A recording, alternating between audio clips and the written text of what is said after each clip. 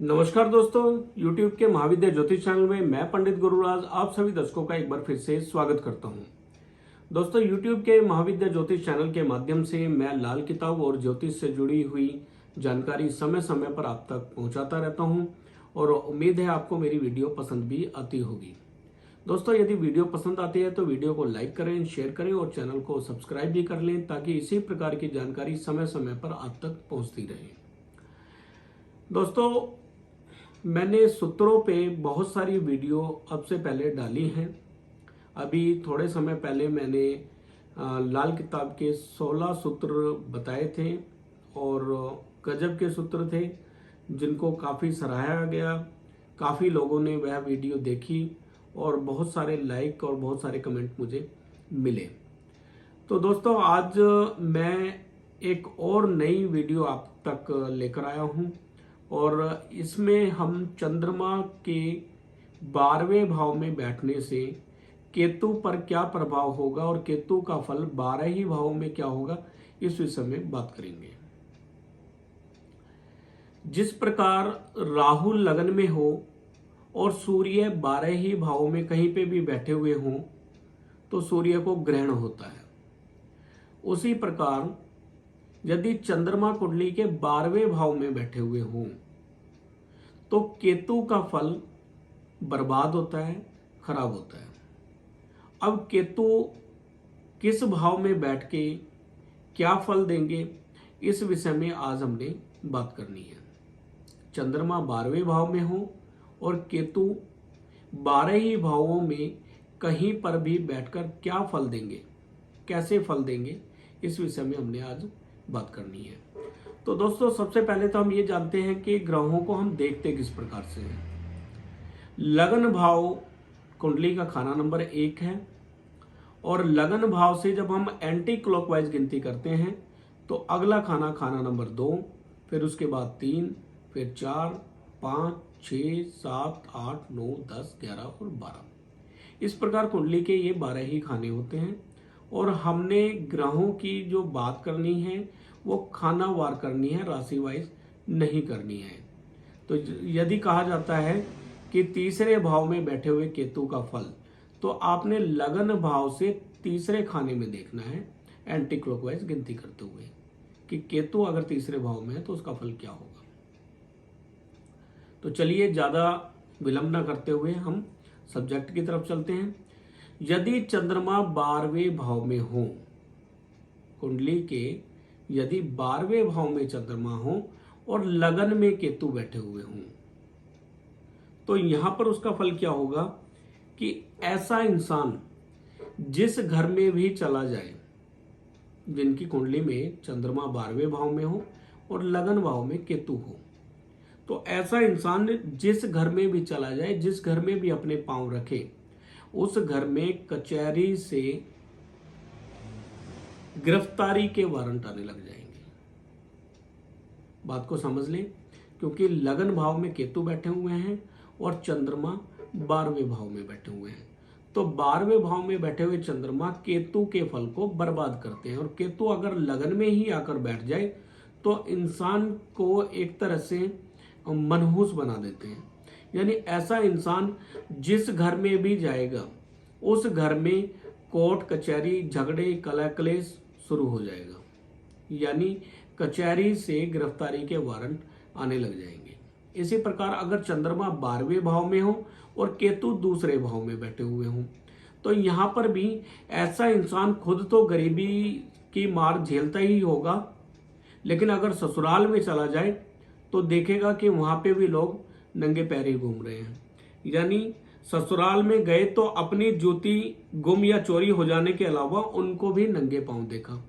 यानी ऐसा इंसान जब चंद्रमा उनकी कुंडली के 12वें भाव में हो और केतु दूसरे भाव में हो, तो ऐसा इंसान जब ससुराल में जाए या ससुराल में रहे तो खुद तो बर्बाद होगा ही होगा, साथ ही साथ ससुराल के फल को भी खराब करेगा। ससुराल के लोगों के लिए भी गरीबी का ही वातावरण रहेगा, गरीबी ही उनको मिलेगी, धन की हालत बर्बाद होगी, ससुराल को बर्बाद करेगा। यदि केतु तीसरे भाव में बैठे हुए हों, चंद्रमा 12वें भाव में हो और केतु तीसरे भाव में हो, तो ऐसे में इंसान खुद संतान से तो दुखी होगा ही होगा, लेकिन तीसरा भाव जो कि भाइयों का है, भाई भी संतान से दुखी होंगे और दुखी होकर चिल्ला रहे होंगे। यानी भाइयों की या तो संतान होगी नहीं, या होगी तो वो संतान से बहुत ज्यादा दुखी होंगे। यानी कहा जाए कि हम तो संतान से दुखिया थे ही थे, मगर भाई भी चिल्ला रहे हैं, यानी भाई भी यहां पर परेशान होंगे संतान से। ऐसे ही अगर चौथे भाव में केतु बैठे हुए हों, चंद्रमा कुंडली के 12वें भाव में हो और केतु चौथे भाव में हो, तो नालायकों की औलाद खानदानी सबूत देगी नालायकी में। यानी चौथे भाव में केतु भी संतान के लिए बहुत बुरा होगा, और चौथे भाव में केतु बैठा हुआ हो, चंद्रमा 12वें भाव में हो, तो संतान नालायक उत्पन्न होगी और अपनी नालायकी का सबूत देगी। केतु 5वें भाव में बैठे हुए हैं, चंद्रमा 12वें भाव में और केतु 5वें भाव में बैठे हो, तो बेटा जो भी होगा बाप बनकर दिखलाएगा। इसको गलत मायने में लिया गया है, मंदे मायनों में। यानी बेटा बाप बनकर दिखलाएगा, बाप की एक भी बात सुनेगा नहीं, बाप को कुछ समझेगा नहीं, और बाप का भी बाप बनने की कोशिश करेगा। यानी बेटा बाप बनकर दिखलाएगा। यदि केतु छठे भाव में बैठे हुए हों, तो उसके रिश्तेदार बेशक उसको सुख देंगे या न देंगे, मगर खुद सुखिया शायद ही होंगे। यानी छठा भाव बहन बेटी उनकी ससुराल का है। अब उसके रिश्तेदार यानी छठे भाव उसके मामा का भी है, चंद्रमा 12वें भाव में और केतु छठे भाव में हो, तो छठा भाव मामा खानदान नाने खानदान का भी है, और छठा खाना जो है वो बहन बेटी की ससुराल का भी है। तो उसके रिश्तेदार बेशक उसको सुख न देंगे, मगर वो खुद भी दुखिया ही होंगे, खुद भी परेशान होंगे, वो खुद की भी हालत उनकी अच्छी नहीं होगी। केतु यदि 7वें भाव में हो, चंद्रमा 12वें भाव में और केतु 7वें भाव में हो, तो अपने ही घर का कुत्ता या अपनी औलाद गृहस्थी हालत स्त्री वगैरह जमीन पर पेशाब करने की बजाय उस पर पेशाब करेंगे, उस व्यक्ति के ऊपर पेशाब करेंगे। यानी कहने का मतलब यहां पर यह है कि अपने ही घर का कुत्ता, यानी केतु यदि 7वें भाव में हो, तो उसका अपना ही कुत्ता, अपनी ही औलाद स्त्री वगैरह उस इंसान की बिल्कुल भी इज्जत नहीं करते होंगे, बिल्कुल भी सम्मान नहीं देते होंगे, और जमीन पर पेशाब करने की बजाय उस इंसान के ऊपर ही पेशाब करते होंगे, उसको अपमानित करते होंगे। केतु यदि 8वें भाव में हो, चंद्रमा 12वें भाव में और केतु 8वें भाव में हो, तो लड़के अचानक गुम होते चले जाएं या मरते होंगे। केतु खाना नंबर 8 में हो, तो केतु पुत्र संतान का कारक है और 8वां भाव मृत्यु का है। तो जब केतु 8वें भाव में होगा तो पुत्र पे पुत्र मरता जाए, संतान पे संतान मरती जाए, लड़का संतान जो है नदारद होगी और लड़के संतान की हानि यहाँ पे होती नजर आएगी। तो कुत्ता पालना यहाँ पे शुभ रहेगा। ऐसा इंसान अगर शादी के बाद कुत्ता पाले तो वह कुत्ता मरता जाएगा। जब जब वो कुत्ता पालेंगे 1 महीने बाद, 2 महीने बाद कुत्ता मरता रहेगा और उनकी संतान की उम्र को बढ़ाता होगा। तो यदि केतु 8वें भाव में हो और चंद्रमा 12वें भाव में हो तो लड़के पे लड़का मरता जाए, और इसका उपाय यही है कि ऐसा इंसान कुत्ता जरूर पाले विवाह के बाद। यदि केतु खाना नंबर 9 में हो, चंद्रमा 12वें भाव में और केतु खाना नंबर 9 में हो, तो मामू खानदान नाहक मंदी आंधियों में उड़ रहे, बर्बाद हो रहे होंगे। खाना नंबर 9 में अगर केतु आ जाए तो मामू खानदान के लिए अत्यंत बुरे फल के होंगे। मामू खानदान बेवजह ही मंदी आंधियों में बर्बाद हो रहे होंगे, तबाह हो रहे होंगे, तरह तरह की परेशानियों से, तरह तरह की कोर्ट कचहरी मुकदमों में फंस रहे होंगे, बर्बाद हो रहे होंगे। यदि केतु खाना नंबर 10 में हो, चंद्रमा खाना नंबर 12 और केतु खाना नंबर 10 में हो, तो रास्ते जाती आंधी यानी उड़ती हुई मुसीबत ऐसे इंसान पर पड़ती होगी और अपना ही घर बर्बाद करती होगी, उजाड़ती होगी। केतु खाना नंबर 10 में हो और चंद्रमा 12वें भाव में हो तो ऐसे इंसान पर उड़ती हुई मुसीबतें पड़ती होंगी और अपना ही घर उसका बर्बाद करती होंगी। केतु यदि 11वें भाव में हो, चंद्रमा 12वें भाव में और केतु 11वें भाव में हो तो इंसाफ और चाल चलन कुत्ते का शागिर्द होगा। यानी मामूली लालच, रिश्वत वगैरह मिलने पर इंसाफ की मिट्टी उड़ा देगा और भूत के मददगार समान माशूका, महबूबा, खूबसूरत फाहिशा औरत की थोड़ी सी बू आ जाने पर चाल चलन को ढीला कर देगा। अब बात को यहां पर समझते हैं। केतु यदि 11वें भाव में हो, चंद्रमा 12वें भाव में और केतु 11वें भाव में हो तो यहां पर इंसाफ और चाल चलन कुत्ते का शागिर्द होगा। इससे मतलब यह है कि ऐसे इंसान का चाल चलन यदि बिगड़ जाए, चाल चलन खराब हो जाए, या क्योंकि खाना नंबर 11 इंसाफ की जगह है। अब यहां पर इंसान अगर अपना धर्म छोड़कर इंसाफ की बात ना कर रिश्वत वगैरह लेने लग जाए, रिश्वत ले या ऐसे ही ऐसे इंसान को रिश्वत मिल जाए और इंसान पराई स्त्रियों पर ध्यान रखने लगे, पराई स्त्रियों को देखने लगे या अपना चाल चलन ढीला कर ले, तो ऐसे इंसान के लिए बुरा वक्त शुरू हो जाएगा उसी समय से। केतु यदि कुंडली के 12वें भाव में हो, चंद्रमा कुंडली के 12वें भाव में और केतु भी 12वें भाव में हो, तब क्या फल होगा? तो कमाई चाहे लाखों में हो, कमाई चाहे लाखों में हो और पैसा थैली में चाहे लाखों रुपए में आए, पर गिनती करने पर शून्य ही हासिल होगा। यानी ऐसे इंसान के खर्चे जरूरत से ज्यादा होंगे। आमदनी चाहे कितनी भी हो जाए, लाखों रुपए की आमदनी होने के बावजूद पैसा ऐसा इंसान जोड़ नहीं पाएगा और पैसा इधर उधर की फालतू चीजों में खर्च होता होगा, धन की बर्बादी होती होगी और धन कभी भी जुड़ नहीं पाएगा। तो केतु इस प्रकार, चंद्रमा यदि 12वें भाव में हो तो केतु किसी भी भाव में हो उसका शुभ फल प्राप्त नहीं होगा 12 ही भावों में। इसी प्रकार यदि चंद्रमा 12वें भाव में हो और बुध किसी भी खाने में बैठे हुए हों तो बुध का फल भी यहाँ पर खराब ही होगा। तो यदि चंद्रमा 12वें भाव में बैठे हो और बुध लगन भाव में बैठे हो तो उसका फल क्या होगा? राज दरबार जो है मंदा, उजड़ा हुआ असर देगा। यानी ऐसे इंसान को सरकार से किसी प्रकार का लाभ नहीं होगा और सरकार से अपमानित या दंड प्राप्त करता होगा यदि बुध लगन में हो और चंद्रमा 12वें भाव में हो।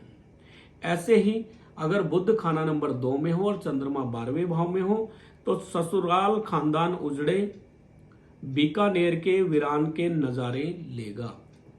तो अगर खाना नंबर 2 में बुध बैठे हों और चंद्रमा 12वें भाव में बैठे हों तो ससुराल खानदान उजड़ा हुआ होगा, रेगिस्तान की तरह, बीकानेर के रेगिस्तान की तरह उजड़े हुए नज़ारे वहाँ पर होंगे।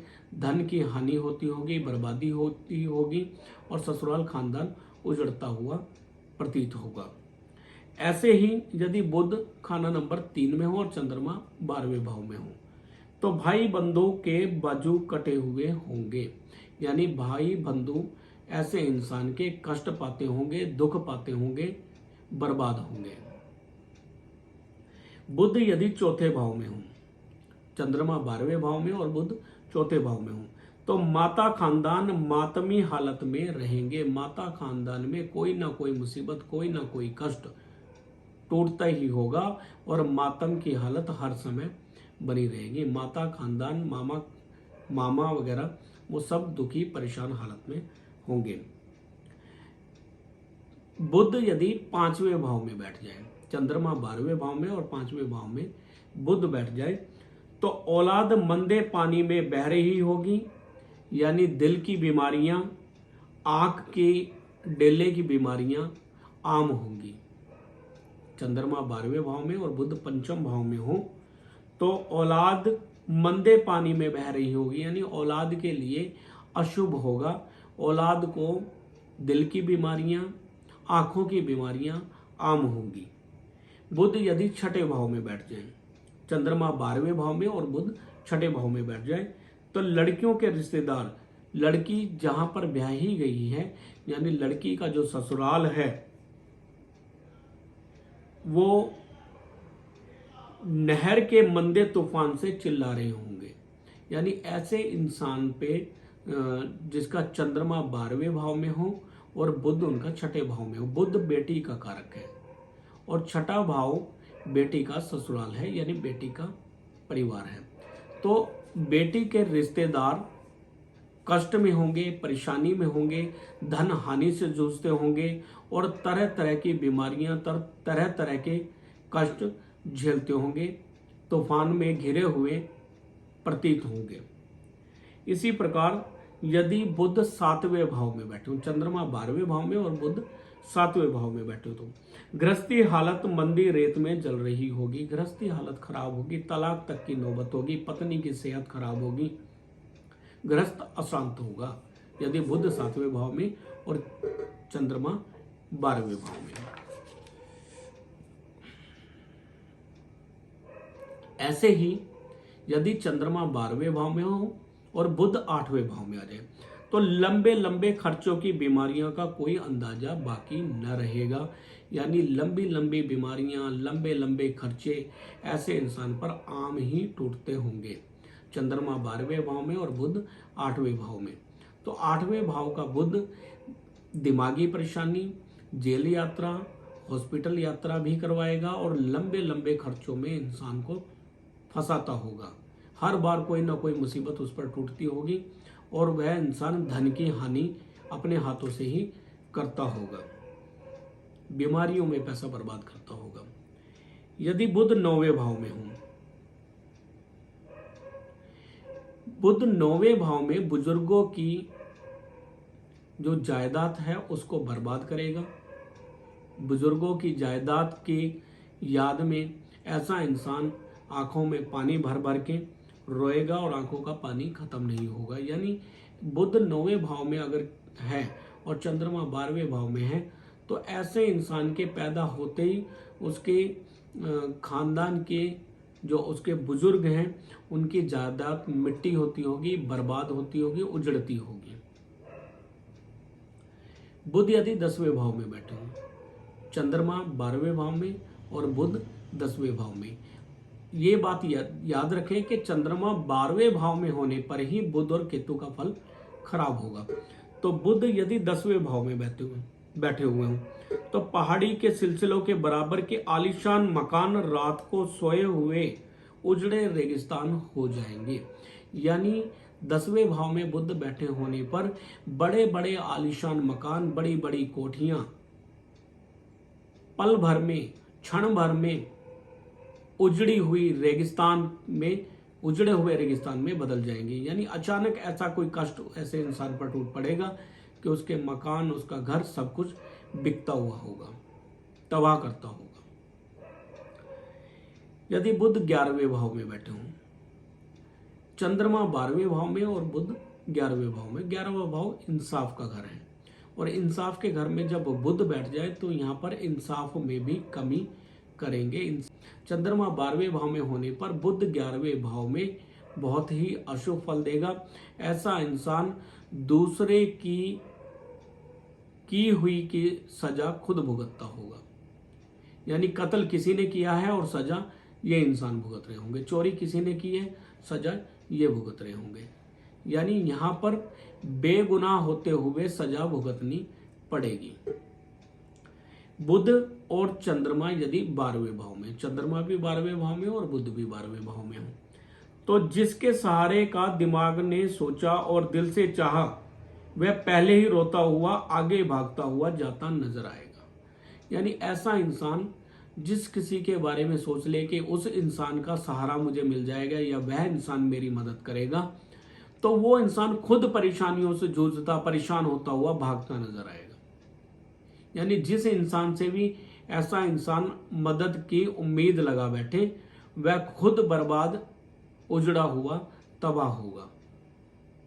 यानी खुद ही भागता नजर आएगा, खुद ही परेशानियों में फंस जाएगा वो इंसान जो इनकी मदद के लिए आगे आना भी चाहे या जिनसे ये मदद की उम्मीद रखे।